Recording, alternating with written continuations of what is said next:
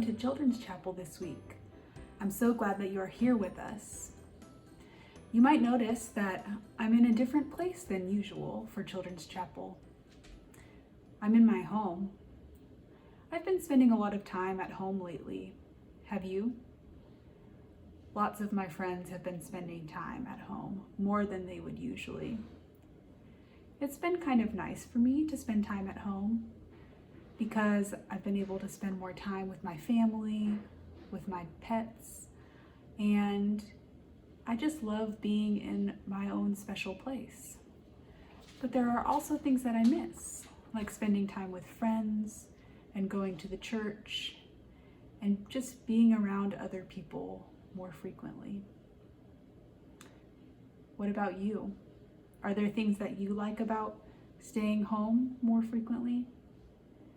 Or are there things that you like less or that you miss?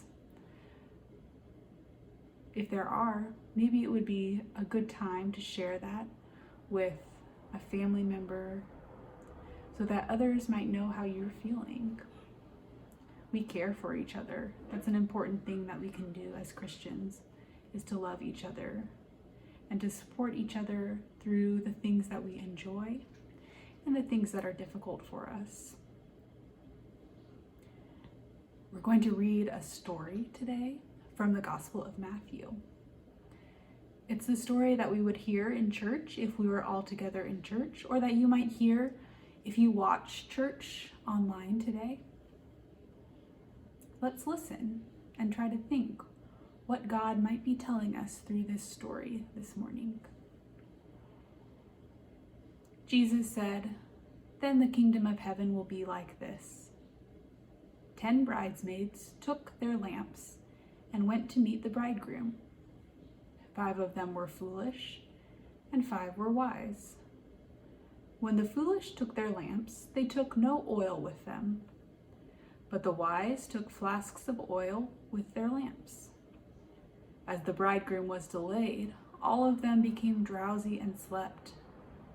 But at midnight there was a shout, 'Look, here's the bridegroom. Come out to meet him.' Then all those bridesmaids got up and trimmed their lamps. The foolish said to the wise, 'Give us some of your oil, for our lamps are going out.' But the wise replied, 'No, there will not be enough for you and for us. You had better go to the dealers and buy some for yourselves.' And while they went to buy it, the bridegroom came, and those who were ready went with him into the wedding banquet, and the door was shut. Later the bridesmaids came also, saying, 'Lord, Lord, open to us.' But he replied, 'Truly I tell you, I do not know you. Keep awake, therefore, for you know neither the day nor the hour.'" There's a lot going on in that story, and it can be kind of difficult to take it all apart. But I wonder if you have ever experienced waiting for something. Each year I wait with eager anticipation for my birthday. Do you? I wait for my favorite holidays, for Halloween or Thanksgiving and Christmas. Maybe there's a holiday that you love that you wait for. I wait for special trips or vacations. I wait for good news or bad news. I wait for this pandemic to be over. I wait for my family to be ready to go sometimes. There's a lot of waiting that happens in my life. Maybe there is in yours too. In the story today, we heard about 10 bridesmaids who were waiting. They waited a long time. They waited so long that it got dark outside.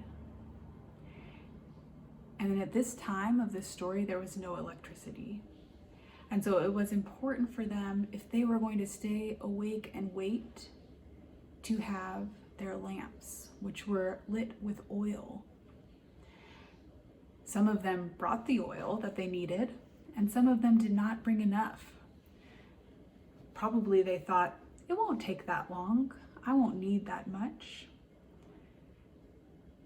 But it did take a long time, and there was not enough. When you prepare for something, how do you know what you are going to need? God asks us to prepare our hearts to welcome Jesus. God asks us to wait for God's coming in the world. And while we wait, we should be prepared. What are those things that we can do to prepare ourselves? I have a few ideas, and maybe you have some too. One thing that I can do to prepare myself for God is to remember to pray every day, to remember to thank God for the good things in my life, and take to God the things that are difficult. What can you do to prepare? Maybe you can find someone in your family to share the things that you can do while you're at home to prepare to welcome God into your heart and into your life.